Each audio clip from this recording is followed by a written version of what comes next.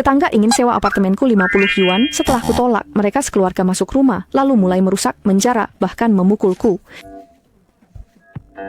Bagus sekali, rumah ini bagus sekali. Tinggal di sini, saya beruntung berkat kalian. Kok bisa masuk? Ini rumahku, keluar. Shulan, ini pacar Daju yang kamu kenalkan. Rumahnya bagus sih, tapi gadis ini tak beradab, temperamennya buruk sekali. Bagaimana nanti dia bisa mengurus Daju? Kenapa masih pelihara binatang ini? Cepat singkirkan. Cucu-cucu cepat menjauh, jangan sampai binatang kecil ini melukaimu. Minggir! Kalian melanggar batas. Cepat keluar! Kamu ini, gadis kecil, kenapa tidak mengerti? Kita kan sudah jadi keluarga. Ini mertuamu, kita berdua ipar. Tidak ada keluargamu atau keluargaku. Dazu belum datang, nanti kalau bertemu, dia pasti suka. Enya, lapor polisi. Yang Shulan mau bicara, nenek itu cegah. Lapor, biar dia lapor. Menantu baru ini belum injak rumah sudah berani bicara begitu padaku. Hari ini aku akan memberinya pelajaran yang pantas. Aku ingin lihat saja, apa polisi di kota ini bisa ikut campur urusan keluarga orang lain. Mendengar itu, saya tak mau bicara lagi, langsung ambil ponsel, hubungi polisi.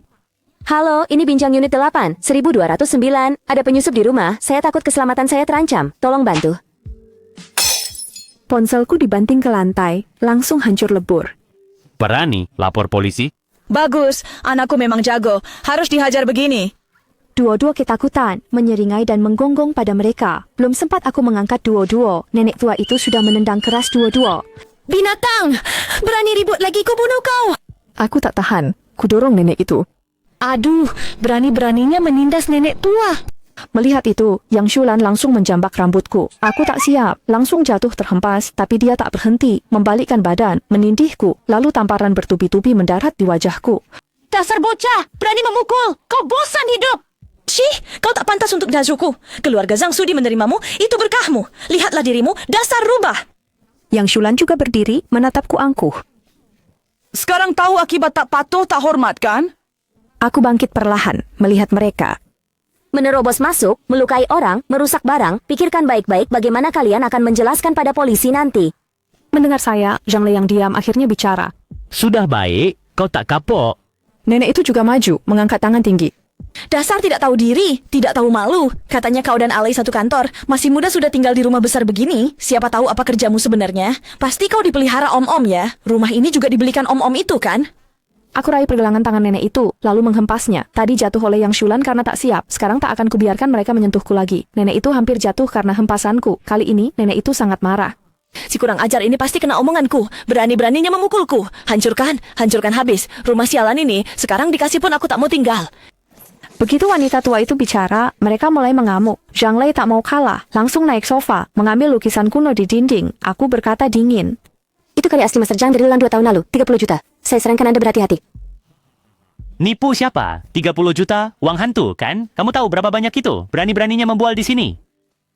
Lukisan itu langsung dihancurkan Zhang Lei hingga tak dikenali. Yang Shulan tidak ikut merusak, malah memanfaatkan kekacauan itu untuk masuk ke kamar orang tuaku. Saat keluar lagi, seluruh tubuhnya penuh perhiasan ibuku, matanya penuh tatapan serakah. Saat aku hendak bicara, suara berwibawa terdengar dari pintu. Siap, Lep. Melihat polisi datang, nenek tua yang tak pernah takut itu akhirnya panik. Aku tak pedulikan keluarga itu, menahan sakit parah, lalu maju. Pak, saya yang lapor. Saya jelaskan kejadiannya. Polisi lalu menoleh ke Zhang Lei. Seperti Nenek duluan meludah. Dia bohong, Pak Polisi. Dia pacar anak bungsu saya. Saya calon mertuanya. Kalau dia tidak patuh, saya berhak menghukumnya. Jangan dengarkan omong kosongnya. Saya sama sekali tak kenal keluarga ini, apalagi anak bungsunya, saya tak pernah lihat. Pak Polisi, tolong bawa mereka dari rumah saya. Kata-kataku langsung menyulut amarah nenek. Dasar kurang ajar, kau mau membunuh seluruh keluarga kami. Lagi pula rumah ini akan kau sewakan pada kami. Aku di rumahku sendiri mau apa saja. Jangan menakut-nakuti istriku di sini. Aku beritahu ya, aku tidak mudah takut. cukup. Ini bukan tempatmu bikin onar.